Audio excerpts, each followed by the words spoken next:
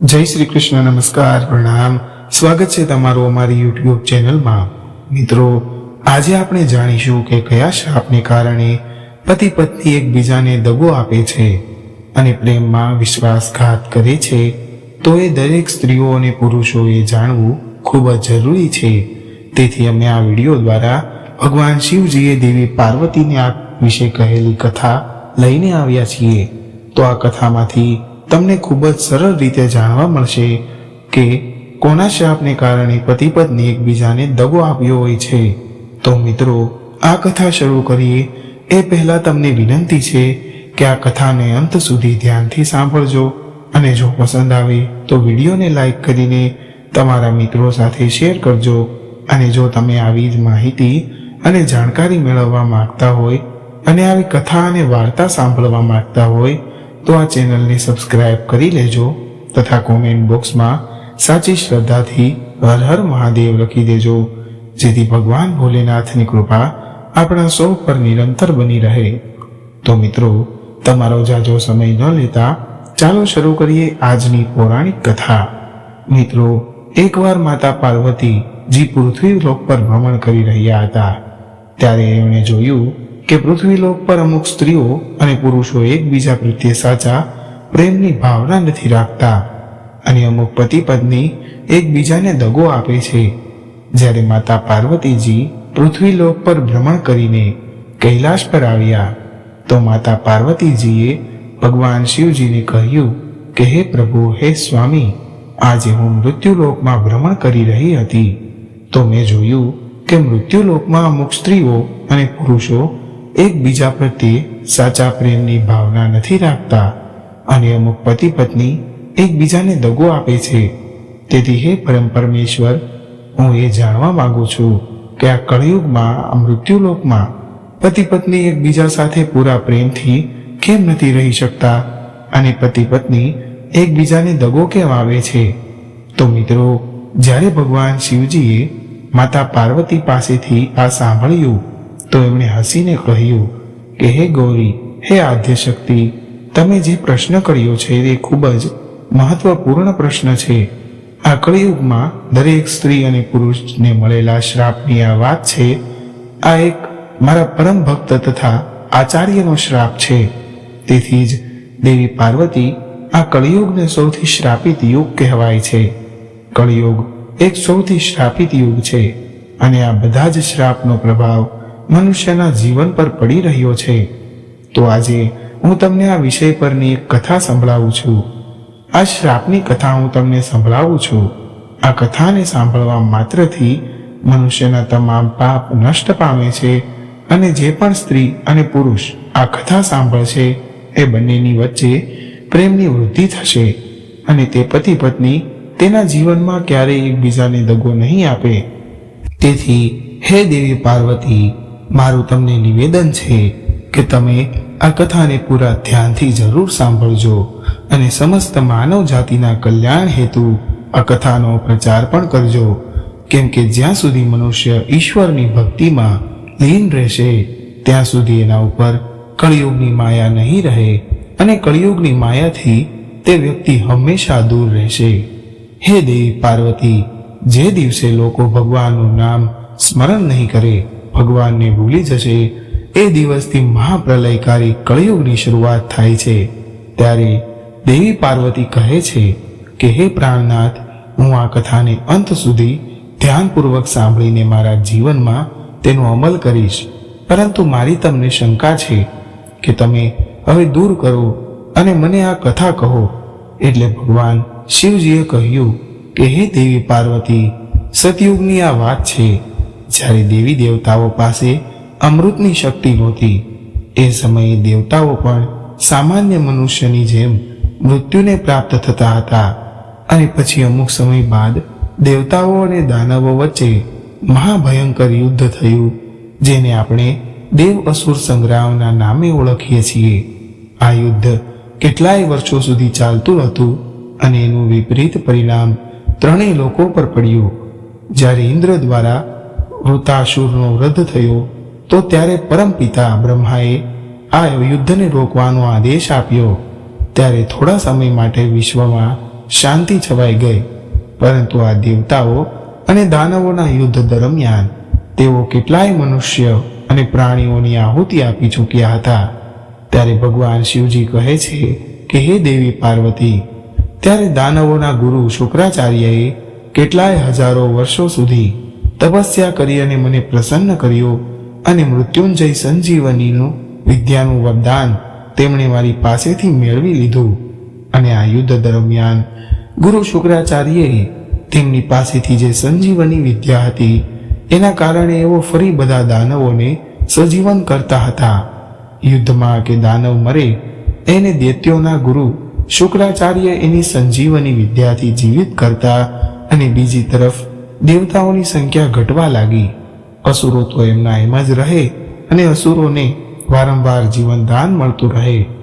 ત્યારે દેવતાઓના ગુરુ બૃહસ્પતિ પણ આ વાતથી વધારે ચિંતામાં પડી ગયા હતા, કેમ કે હવે સ્વર્ગ પર અસુરોનું આગમન થવાનું જ હતું. તેથી ચિંતાના કારણે દેવતાઓના ગુરુ બૃહસ્પતિની બુદ્ધિ પણ ભ્રષ્ટ થઈ ચૂકી હતી. અને પોતાના ગુરુની આવી સ્થિતિ જોઈને દેવતાઓ પણ પોતાના ગભરાવા લાગ્યા અને દેવતાઓ પણ શ્રીહરિની સહાયતા માંગવા માટે શ્રીહરિ વિષ્ણુ પાસે ક્ષીરસાગરમાં ગયા. ત્યારે ભગવાન શિવજી કહે છે કે જે દેવી પાર્વતી, તમે તો જાણો છો કે ભગવાન વિષ્ણુનું બીજું નામ કપટી કનૈયો છે. એ કપટ કરીને કોઈ પણ તોડ શોધી લે છે. જે કામ સહેલાઈથી ન થયા હોય એ કામ તેની ચતુરાઈથી સહજતાપૂર્વક ભગવાન વિષ્ણુ કરી લે છે તથા કોઈ પણ વરદાનનો તોડ શોધી જ લે છે. જ્યારે બધા દેવતાઓ ઇન્દ્ર, દેવગુરુ બૃહસ્પતિ, બ્રહ્માજી અને કુબેરજી ક્ષીરસાગરમાં જાય છે, ત્યારે ભગવાન શ્રીહરિ બધાયનું માર્ગદર્શન કરે છે અને બધાયને શાંત કરે છે અને કહે છે કે હે ગુરુ બૃહસ્પતિ, મારા મનમાં એક યુક્તિ છે. ભગવાન વિષ્ણુએ કહ્યું કે મારી પાસે એક વ્યક્તિ છે જે તમે અને તમારો પુત્ર કચ્છ બંને કરી શકો છો. ત્યારે દેવગુરુ બૃહસ્પતિ શ્રી હરિ વિષ્ણુને આશ્ચર્યથી પૂછે છે કે હે ભગવાન, તમે ક્ષણ માત્રની વાર ન કરો અને અમને જલ્દીથી એ ઉપાયનો સુઝાવ આપો. હું અને મારો પુત્ર કચ્છ અમારા પ્રાણ આપીને પણ આ કાર્ય જરૂર પૂરું કરીશું. એટલે ભગવાન શ્રી હરિ વિષ્ણુ કહે છે કે હે ગુરુ બૃહસ્પતિ, દાનવોના ગુરુ શુક્રાચાર્યની કમજોરી એની પ્રિય પુત્રી દેવ્યાની હવે એમના માટે કંઈ પણ કરવા તત્પર રહે છે. ગુરુ બૃહસ્પતિ, તમને મારો એ સુઝાવ છે કે તમે તમારા પુત્ર કચ્છને શુક્રાચાર્ય પાસે મૃત સંજીવની વિદ્યા શિક્ષણ મેળવવા માટે મોકલો. અને હે કચ્છ, તું દેવ્યાની સાથે પ્રેમપૂર્વક રહેજે, જેથી તારા કાર્યમાં કોઈ પણ પ્રકારનું વિઘ્ન નહીં આવે અને તારું લક્ષ્યને તું પૂરું કરી પાછો સ્વર્ગ તરફ પ્રસ્થાન કરજે. ત્યારે દેવોના ગુરુ બૃહસ્પતિનો પુત્ર કચ્છ કહે છે કે હે પ્રભુ, હે શ્રી હરિ વિષ્ણુ, મારું આ સૌભાગ્ય છે કે તમારા આ આદેશથી હું આજે ને આજે જ ગુરુ શુક્રાચાર્યના આશ્રમ તરફ જવા નીકળી જઈશ. અને કચ્છ તેના પિતાજી બૃહસ્પતિને કહે છે કે હે પિતાજી, તમે મને આશીર્વાદ આપો, આજ્ઞા આપો કે હું મારું કાર્ય નિશ્ચિતપણે પૂરું કરી દેવતાઓના કલ્યાણનું કાર્ય સંપન્ન કરી શકું. મિત્રો, ભગવાન શિવ કહે છે કે હે દેવી પાર્વતી, કચ્છ ત્યારે તેમના પિતા ગુરુ બૃહસ્પતિને પ્રણામ કરીને શુક્રાચાર્યના આશ્રમમાં મૃત સંજીવની વિદ્યા શીખવા માટે જાય છે. અને ત્યાં જઈને ગુરુ શુક્રાચાર્યને પ્રણામ કરે છે અને કહે છે કે હે ગુરુદેવ, હું દેવગુરુ બૃહસ્પતિનો પુત્ર કચ્છ છું અને આજે તમારા શરણમાં આવ્યો છું. હે શુક્રાચાર્ય, તમે મને તમારા શિષ્યોના રૂપમાં સ્વીકાર કરો અને હું સંસારની સાક્ષી માનીને નિત્ય ભક્તિ ભાવથી તમારી સેવા કરીશ. જે કાર્ય તમને અપ્રિય છે, જે તમને કાર્ય નથી ગમતા, એ કાર્ય હું ક્યારેય નહીં કરું. મિત્રો, ભગવાન શિવ કહે છે કે હે દેવી પાર્વતી, કચ્છને શરણમાં આવતા અને તેના આવા સ્નેહપૂર્વક વચનો સાંભળીને ગુરુ શુક્રાચાર્ય તેની એક પરીક્ષા લે છે અને કચ્છ એ પરીક્ષા સફળતાપૂર્વક પાર કરીને તેના વિશ્વાસને પ્રાપ્ત કરીને તેનો શિષ્ય બની જાય છે. અને એનો વિશ્વાસપાત્ર શિષ્ય બની જાય છે. હવે કચ્છ રોજ નિત્ય રૂપથી શુક્રાચાર્યની સેવા કરતો અને તેના બધા જ કાર્યોમાં એમનો સાથ આપતો. કચ્છ તેની સેવામાં બધું જ ભૂલીને સાચા ભાવથી, સાચા મનથી એમના જ અનુરૂપ થઈ ગયો. આ બધા વચ્ચે શુક્રાચાર્યની પુત્રી દેવયાની રોજ કચ્છ પર તેના પિતાની સેવાની ગતિવિધિ અને સુંદરતાને જોતી હતી. કચ્છની આ બધી એના પિતા પ્રત્યેની સેવા જોતી રહેતી અને મનમાં ને મનમાં તે કચ્છને પ્રેમ કરવા લાગી હતી. દેવયાનીનો કચ્છ પ્રત્યેનો પ્રેમ એટલો બધો વધી ગયો કે એ પોતાની યાદોમાં પોતાને ભૂલીને ભવિષ્યના સ્વપ્ન કચ્છ સાથે જોવા લાગી. ભગવાન શિવ કહે છે કે હે દેવી પાર્વતી, થોડા મહિનાઓનો સમય વીત્યો પછી કચ્છ તેની યોગ્યતા અનુસાર આશ્રમના સૌથી પ્રિય શિષ્ય બનવા લાગ્યો. આ તરફ બીજી બાજુ અસુરો શિષ્યો જે શુક્રાચાર્યનો શિષ્યો હતા, એ અસુર શિષ્યો વચ્ચે એ વાતને લઈને ખલબલી મચી ગઈ કે એક દેવતાનો પુત્ર ગુરુ શુક્રાચાર્યનો પ્રિય શિષ્ય બની ગયો. ત્યારે થોડા અસુરોએ કચ્છને તેના રસ્તેથી હટાવવાનો પ્લાન બનાવ્યો અને એક યોજના બનાવી. અને એક દિવસની વાત છે, જ્યારે કચ્છ તેના મિત્રો સાથે, જે ગુરુ શિષ્ય હોય એની સાથે ગાયોને ચરાવવા માટે વનમાં ગયો. તે કચ્છ તો એના શિષ્ય મિત્રોને કુટેલ યોજના તો જાણતો જ નહોતો, તે તો સાવ અજાણ હતો. હવે તે બધા ચાલતા ચાલતા એક ઘનઘોર જંગલમાં પહોંચી ગયા. ત્યારે એ બધા અસુરોએ કચ્છને ચારે બાજુથી ઘેરી લીધો અને તલવારથી કચ્છનું માથું કાપી નાખ્યું અને તેના નાના નાના ટુકડા કરીને ભેડિયાઓને અને કૂતરાઓને ખવડાવી દીધા. અને પછી બધા જ અસુર શિષ્યો તેમની બધી ગાયોને લઈને ફરી પાછા આશ્રમમાં આવી ગયા. મિત્રો, ત્યારે ભગવાન શિવ બોલ્યા કે હે દેવી પાર્વતી, આ તરફ તો દેવયાની આશ્રમના મુખ્ય દ્વાર પર ઊભી રહીને કચ્છની વાટ જોવા રહી હતી. એ વધુ બેચેન થઈ હતી. દેવયાનીએ બહુ સમય સુધી કચ્છની વાટ જોઈ, પરંતુ કચ્છ ક્યાંય આવ્યો નહીં અને મળ્યો નહીં. ત્યારે એણે જોયું કે બધા શિષ્યો ગાયોને ચરાવીને આશ્રમમાં પાછા આવી ગયા છે અને પરંતુ હજુ સુધી કચ્છ નથી આવ્યો. એણે ઘણી બધી જગ્યા પર જોયું પણ એને કચ્છ ક્યાંય મળ્યો નહીં. ત્યારે એ થોડી ગભરાઈ ગઈ અને એના મનમાં એ શંકા ઊભી થઈ કે ગમે તે હોય પણ અસુરોએ કચ્છને મારી નાખ્યો છે. આવું વિચારીને તે એના રૂમમાં બેઠી બેઠી જોર જોરથી રડવા લાગી. શુક્રાચાર્ય એનો રડવાનો અવાજ સાંભળી વિચલિત થઈને દેવયાની પાસે આવ્યા અને એને કહે છે કે દેવયાની, શું થયું બેટા? તું આવી રીતે કેમ રડી રહી છે અને એટલી બધી વ્યાકુળ કેમ થઈ રહી છો? મિત્રો, ભગવાન શિવ કહે છે કે હે દેવી પાર્વતી. ત્યારે દેવયાની બોલી, તમે મને ક્ષમા કરો પિતાજી, મેં તમારાથી એક વાત છુપાવી છે. હું દેવકુમાર કચ્છને પ્રેમ કરું છું. હું એના વિના નથી રહી શકતી. તમે કંઈ પણ કરો, મારા પ્રિય સખા કચ્છને મારા પાછા લઈને આવો, નહીં તો હું પણ મારા પ્રાણ આપી દઈશ. શિવજી કહે છે કે હે દેવી પાર્વતીજી, દેવયાનીના આવા વચન સાંભળીને અને એના કચ્છના પ્રત્યેના પ્રેમને જોઈને શુક્રાચાર્ય પણ ભાવ વિભોર થઈ ગયા.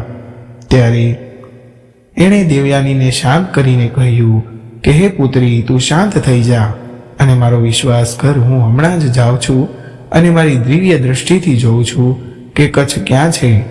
પછી ગુરુ શુક્રાચાર્યએ એમની દિવ્ય દ્રષ્ટિથી જોયું કે કચ્છ સાથે શું ઘટના ઘટી છે, શું બનાવ બન્યો છે તે જોઈ લીધું. પછી એમણે સંજીવની વિદ્યાથી કચ્છનું નામ લીધું અને સંજીવની વિદ્યાનો પ્રયોગ કર્યો અને એ સમયે કૂતરાઓના અને ભેડિયાઓના શરીર ફાડીને કચ્છ બહાર નીકળ્યો અને ચાલતા ચાલતા એ ગુરુ શુક્રાચાર્યના આશ્રમમાં આવી ગયો. આ પ્રકારે એના પ્રિય કચ્છને પાછા આવતા જોઈને દેવયાની બહુ ખુશ થઈ અને એની સાથે વાતચીત કરવા લાગી અને કચ્છે તેમના ગુરુને પ્રણામ કરીને એમનો ધન્યવાદ કર્યો. તેમના શિષ્ય અને તેની પુત્રી દેવયાનીના આવા પ્રેમને જોઈને ગુરુ શુક્રાચાર્ય પણ બહુ પ્રસન્ન થયા હતા. આમ થોડો સમય વીત્યો પછી પાછા ગુરુ શુક્રાચાર્યએ એક યજ્ઞનું આયોજન કર્યું અને તેમણે એમના શિષ્ય કચ્છ અને તેમના સાથીઓને નીલકમળ લાવવા માટે સરોવરમાં જવાનો આદેશ આપ્યો. જ્યારે કચ્છ અને બીજા ગુરુ શિષ્યએ સરોવર પાસે નીલકમળ લેવા માટે આવે છે ત્યારે બીજા ગુરુ શિષ્ય ફરી એકવાર મોકો જોઈને કચ્છનું માથું કાપીને તેને તળાવમાં ફેંકી દીધો. હવે એ સમયે તળાવની માછલીઓએ કચ્છના શરીરને ગળી ગયું. ત્યારે શિવજી બોલ્યા કે દેવી પાર્વતી, અસુર શિષ્ય જ્યારે નીલકમળ લઈને આશ્રમમાં પહોંચ્યા તો ગુરુ શુક્રાચાર્ય એમના યજ્ઞની પ્રાર્થના કરી રહ્યા હતા અને આ તરફ દેવ્યાની કચ્છની વાટ જોઈ રહી હતી. જ્યારે એણે જોયું એ બધા જ શિષ્ય યજ્ઞ મંડપમાં બેઠા છે પરંતુ કચ્છ ક્યાંય દેખાતો નથી ત્યારે ફરી એમના મનમાં ભય ઉત્પન્ન થયો અને તે વિલાપ કરવા લાગી.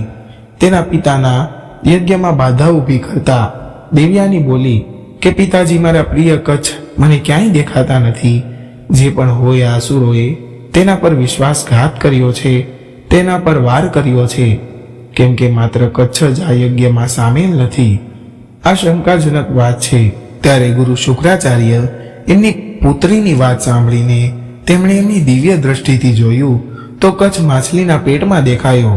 આ વાતથી નિરાશ થઈને તેમને તેમના અન્ય શિષ્ય પર બહુ ક્રોધ આવ્યો અને બધા શિષ્યોને એમણે દંડ આપ્યા અને તરત પછી એમણે મૃત સંજીવનીનો ઉપયોગ કર્યો અને કચ્છ આ તરફ માછલીના પેટને ચીરીને બહાર નીકળ્યો અને ચાલતા ચાલતા એના ગુરુના આશ્રમે પાછો ફર્યો. મિત્રો, ત્યારે ભગવાન શિવજી બોલ્યા કે હે દેવી પાર્વતી, આવી રીતે દિવ્ય કચ્છ સાથે 2 વાર દગો થવાથી દેવ્યાની અત્યંત દુઃખી થઈ અને હંમેશા એના પર નજર રાખીને આશ્રમમાં તેની આગળ પાછળ ફરતી રહેતી. હવે થોડા સમય પછી એક દિવસ રાત્રે જ્યારે કચ્છ તેના રૂમમાં સૂઈ રહ્યો હતો ત્યારે ફરી અમુક અસુર આવ્યા અને નિંદ્રા અવસ્થામાં જ ઊંઘમાં જ કચ્છનો એમણે વધ કરી નાખ્યો. ત્યારે એમના શરીરને એના રૂમમાં જ બાળી રાખ્યું અને એના શરીરને બાળીને રાખ કરી દીધી અને તે રાખ ગુરુ શુક્રાચાર્યના પીવાના પાણીમાં એના કક્ષમાં જઈને નાખી દીધી. થોડા સમય પછી શુક્રાચાર્ય એમના રૂમમાં આવ્યા અને રાખવાળું પાણી એમણે પી લીધું અને એ કારણથી કચ્છનો અંશ કચ્છના શરીરનો અંશ રાખ સ્વરૂપે ગુરુ શુક્રાચાર્યના પેટમાં જતો રહ્યો અને ગુરુ શુક્રાચાર્ય તો આ વાતથી બિલકુલ અજાણ હતા. તે સમયે દિવ્યાની કચ્છને શોધવા એના રૂમમાં આવી તો એ જુએ છે કે ત્યાં કચ્છ છે જ નહીં અને તે વ્યાકુળ થઈને આખા આશ્રમમાં કચ્છને શોધવા લાગી પરંતુ એને કચ્છ ક્યાંય દેખાયો નહીં. એટલે ભગવાન શિવજી કહે છે કે દેવી પાર્વતી, કચ્છ દેવ્યાનીને આ ના મળવાથી દેવ્યાની રડતા રડતા ફરી એમના પિતા પાસે આવે છે અને તે સમયે એમના પિતાજી અર્થાત ગુરુ શુક્રાચાર્ય આશ્રમમાં સંધ્યા સમયની ઉપાસના કરવા બેઠા હતા. ત્યારે દેવ્યાની શુક્રાચાર્યને કહે છે કે હે પિતાજી, ફરી કચ્છ સાથે જરૂર કોઈ દગો થયો હોય એવું મને લાગે છે અને ફરી એના કોઈ મારી નાખ્યો હોય કે છુપાવી દીધો હોય. તમે મને ફરીથી પાછા લઈને લાવો. એના વિના તો હું એક ક્ષણ પણ નહીં જીવી શકું. એની પુત્રીની આવી હાલત જોઈને ગુરુ શુક્રાચાર્ય બોલ્યા, મારા હોવાથી તારા કચ્છને હું કંઈ નહીં થવા દઉં. કચ્છ સાથે કોઈ અનિષ્ટ ઘટના નહીં થવા દઉં. તું ચિંતા ન કર. આટલું કહીને ગુરુ શુક્રાચાર્ય એમની દિવ્ય દ્રષ્ટિથી જુએ છે કે કચ્છ અત્યારે ક્યાં છે. ત્યારે એના શિષ્ય દ્વારા થયેલા અભદ્ર વ્યવહાર અને કચ્છની નિર્દયતાથી કરવામાં આવેલી આવી હત્યાને જુએ છે. ત્યારે ગુરુ શુક્રાચાર્ય બહુ ક્રોધે ભરાયા પરંતુ એને કચ્છની ચિંતા હતી અને તે માટે એ શાંત રહીને એની દિવ્ય દ્રષ્ટિથી કચ્છને શોધી રહ્યા હતા. ત્યારે એમને ખબર પડે કે કચ્છ તો એના જ પેટની અંદર છે. ત્યારે ભગવાન શિવજી બોલ્યા કે હે દેવી પાર્વતી, આવી દુવિધા જોઈને ગુરુ શુક્રાચાર્ય બોલ્યા કે પુત્રી દેવ્યાની અનર્થ થઈ ગયો છે. હવે તારે મને અથવા કચ્છને બેમાંથી એકને જ પસંદ કરવો પડશે કેમ કે હવે કચ્છનો અંશ મારા પેટમાં છે. કાં તો હું રહીશ કાં તો તને કચ્છ મળશે. તેના પિતાની આવી વાત સાંભળીને દેવ્યાની તો રડતા રડતા બોલી, આવું કેમ પિતાજી, આવું કેવી રીતે બને? તો ત્યારે ગુરુ શુક્રાચાર્યએ એમની પુત્રીને બધી જ ઘટના કહી સંભળાવી. બધું જ વૃતાંશ કહ્યું જેને સાંભળીને દેવ્યાની બહુ દુઃખી થઈ કેમ કે હવે એની પાસે એક જ વિકલ્પ હતો કે એના પિતાજી કે એમના પ્રેમી ના પ્રાણોની રક્ષા કરી શકેવાનો. મિત્રો, તમારે ભગવાન શિવજી બોલ્યા કે હે દેવી પાર્વતી, દેવયાની મારી બહુ મોટી ભક્ત છે, તેથી એણે આ કઠણ પરિસ્થિતિમાં મારું સ્મરણ કર્યું અને મનમાં કહેવા લાગી કે હે પ્રભુ, જો હું તમારી સાચી ભક્ત હોય તો મને આ વિડંબણામાંથી, આ પરિસ્થિતિમાંથી મુક્ત કરો. હે મહાદેવ, તમારી આ ભક્તની સહાયતા કરો. દેવયાનીની આવી રીતે કરોડો યાચના સાંભળી મહાદેવ એના મનમાં એક વિચાર દિવ્ય શક્તિ સાથે મોકલ્યો અને ફળ સ્વરૂપે દેવયાની પ્રસન્ન થઈને તેના પિતા શુક્રાચાર્યને કહેવા લાગી કે હે પિતાજી, મહાદેવના આશીર્વાદથી મારા મનમાં એક ઉપાય આવ્યો છે, જેનાથી તમારા અને કચ્છના બંનેના પ્રાણ બચી શકશે. ત્યારે અતિ ઉત્સાહ સાથે ગુરુ શુક્રાચાર્ય બોલ્યા, કહો દેવયાની, જલ્દી કહો. આ સમયે વાટ જોવી કે વાર લગાડવી એ બિલકુલ ઉચિત નથી. ત્યારે દેવયાની બોલી, પિતાજી, તમે મહામૃત્યુંજય મૃત સંજીવનીની શિક્ષા તમારા શિષ્ય કચ્છને પ્રદાન કરો, જેથી આ શિક્ષા મેળવી લે અને તેથી તમે એને મૃત્યુથી મુક્ત કરી શકશો અને તમારા શરીરથી બહાર આવી જશે. ત્યાર પછી જ્યારે તમારું મૃત્યુ થશે તો એ વિદ્યાનો પ્રયોગ કરીને કચ્છ તમને ફરી સજીવન કરી દેશે. આ કારણથી તમારા બંનેના પ્રાણ બચી જશે. ત્યારે દેવયાનીના કહ્યા અનુસાર દૈત્ય ગુરુ શુક્રાચાર્યએ કચ્છને એના પેટમાં જ મૃત સંજીવની વિદ્યાની શિક્ષા એને પ્રદાન કરી દીધી અને પછી એના તત્વજ્ઞાનથી તેના પેટમાંથી પેટ ફાડીને એને બહાર આવવાનો આદેશ આપ્યો અને કચ્છે આવું જ કર્યું. મિત્રો, ત્યારે શિવજી બોલ્યા કે હે દેવી પાર્વતી, કચ્છ ગુરુ શુક્રાચાર્યનું પેટ ફાડીને બહાર આવ્યો. તે દેવયાનીને જોઈને પ્રભુ પ્રસન્ન થયો, કેમ કે આ વખત તેના જીવનદાન મળવાનું અશક્ય થયું હતું. ત્યારે દેવયાનીના કહ્યા અનુસાર મૃત સંજીવની વિદ્યાનો ઉપયોગ કરીને તેણે ગુરુ શુક્રાચાર્યને જીવનદાન આપ્યું. આવી રીતે કચ્છે મૃત સંજીવની વિદ્યાથી ગુરુ શુક્રાચાર્યને જીવતા કર્યા. ત્યારે શિવજી બોલ્યા કે હે દેવી પાર્વતી, જ્યારે ગુરુ શુક્રાચાર્ય જીવિત થયા તો તે અત્યંત પ્રસન્ન થયા, કેમ કે કચ્છ તેની બધી જ પરીક્ષામાં તથા એ સંસારની દિવ્ય શક્તિ મૃત્યુંજય મૃત સંજીવની વિદ્યા પણ એને મેળવી લીધી હતી. હવે આ અવસર પછી દેવયાનીએ ગંધર્વ વિવાહનો પ્રસ્તાવ કર્યો, કેમ કે હવે દૈત્ય ગુરુ શુક્રાચાર્યને કચ્છ પર પૂરો વિશ્વાસ થઈ રહ્યો હતો અને એની પુત્રી માટે સમસ્ત સંસારના સર્વયોગ્ય સર્વશ્રેષ્ઠ યોગ્ય વર મળી ગયો હતો. કચ્છ પણ દેવયાની તરફ મોહી ગયો હતો.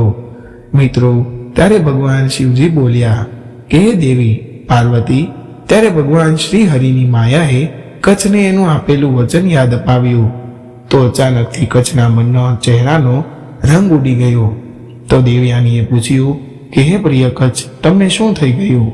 તમે કેમ એકદમ શાંત ચિત્ત થઈ ગયા? ત્યારે તમારો ચહેરોનો રંગ કેમ ઉડી ગયો? ત્યારે કચ્છ બોલ્યો કે હે ગુરુદેવ, તમને મારા પ્રણામ. તમે મને ક્ષમા કરો, કારણ કે હું દેવયાની સાથે વિવાહ નહીં કરી શકું. ત્યારે કચ્છના મુખેથી આવા વચન સાંભળીને દેવયાનીના મનમાં બહુ દુઃખ થયું. તેને મનમાં ઊંડો ઘા પડ્યો અને તે મનમાં બોલી કે આ તમે શું કહી રહ્યા છો? તે મનમાં બોલી કે તમે આ શું કહી રહ્યા છો? કચ્છ, હું તો તમને મનમાં વરી ચૂકી છું. હું મનોમન તમને વરી ચૂકી છું.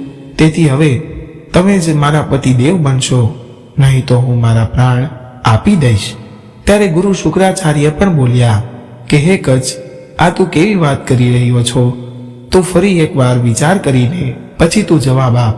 એટલે કચ્છ જવાબ આપતા કહે છે કે હે ગુરુદેવ, મેં મારા નિર્ણયને સમજી વિચારીને તમને કહ્યું છે અને મેં સમજી વિચારીને નિર્ણય લીધો છે.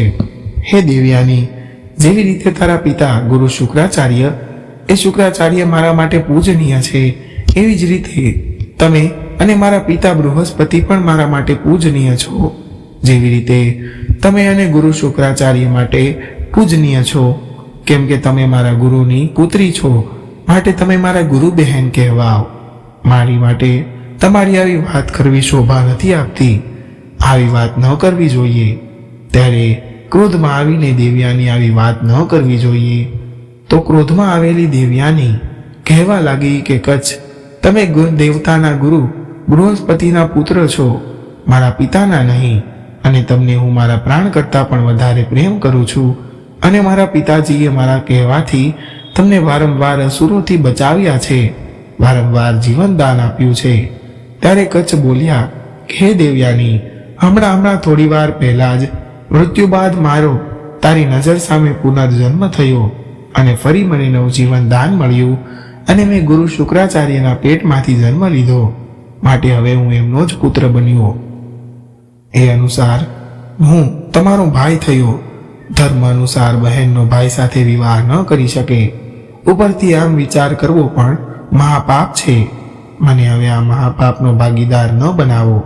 ત્યારે ભગવાન શિવજી બોલ્યા કે જે દેવી પાર્વતી, ત્યારે એની સત્યતા બતાવતા સાચું બોલતા કચ્છ કહે છે કે હે દેવયાની, અહીં હું મારા પિતા અને દેવગુરુ બૃહસ્પતિના કહ્યા અનુસાર મૃત્યુંજન મૃત્યુ સંજીવની વિદ્યાની શિક્ષા મેળવવા ના હેતુથી અહીં આવ્યો હતો.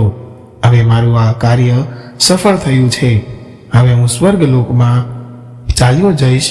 ત્યારે એના પ્રિય શિષ્ય અને દેવતાઓના દગાના કારણે ગુરુ શુક્રાચાર્યનો ક્રોધ તો 7મા આકાશ પર ચડી ગયો હતો અને દેવયાનીની તેના પ્રિય કચ્છને પ્રેમ કરતી એના દ્વારા છલ થવાથી દેવયાની પણ બહુ ક્રોધમાં આવી ગઈ અને બોલી કે હે કચ્છ, આ સમસ્ત સંસારમાં તથા મારા પિતાની સાક્ષી માનીને અને મારા તપોબળના આધાર પર હું તને શ્રાપ આપું છું કે તારા જન્મ તથા જન્મ જન્માંતર સુધી ક્યારેય ગ્રહસ્થ જન્મમાં સુખી નહીં મળે.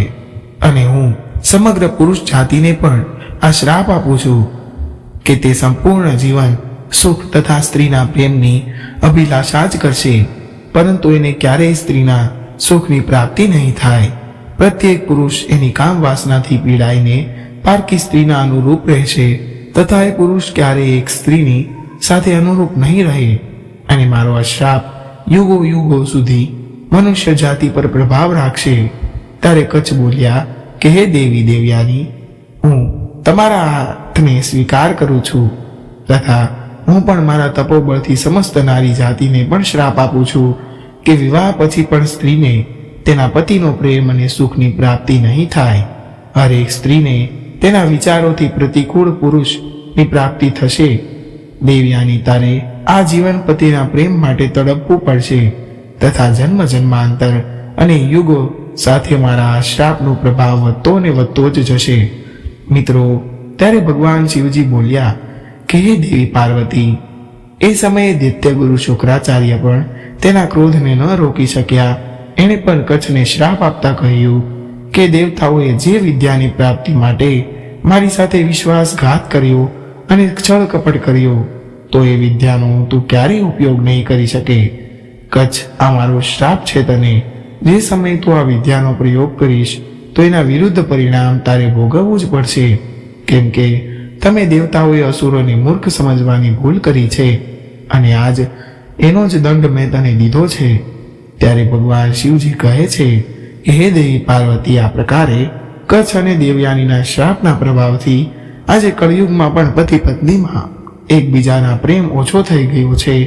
અને હે દેવી પાર્વતી, સતયુગમાં પુરુષ માત્ર એક સ્ત્રી સાથે વિવાહ કરતો હતો, પરંતુ ત્રેતાયુગમાં અને દ્વાપર યુગમાં પુરુષોએ કેટલી સ્ત્રીઓ સાથે વિવાહ કર્યા હતા અને છતાંય પણ તે પતિ પત્ની પ્રેમપૂર્વક સુખી જીવન વ્યાપન નથી કરી શક્યા.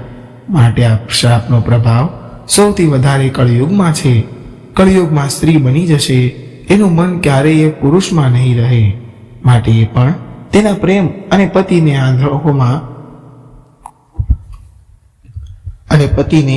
આંખોમાં ધૂળ નાખીને પર પુરુષ સાથે અનૈતિક સંબંધ સ્થાપિત કરશે. શિવજી કહે છે કે હે દેવી પાર્વતી, હવે મેં તમને તમારા બધા જ પ્રશ્નોના જવાબ આપી દીધા છે. અને આગળ જતા મિત્રો, દેવયાનીએ રાજા યતિ સાથે વિવાહ કર્યા અને ત્યારે એ દેવયાની એના પતિ સાથે આ શ્રાપના કારણે પ્રેમમાં દગો પણ મળ્યો હતો. તો મિત્રો, હું આશા રાખું છું કે તમને આ કથા જરૂર પસંદ આવી હશે. તો આ કથા સારી લાગી હોય તો વિડીયોને લાઈક કરજો, શેર કરજો અને મારી ચેનલને સબસ્ક્રાઇબ જરૂરથી કરજો. તો ચાલો મિત્રો, હવે મળીશું એક નવી કહાની સાથે. ત્યાં સુધી બધા મિત્રોને જય શ્રી કૃષ્ણ, રાધે રાધે, હર હર મહાદેવ હર. આ કહાનીને પૂરી સાંભળવા માટે તમારો ખૂબ ખૂબ આભાર.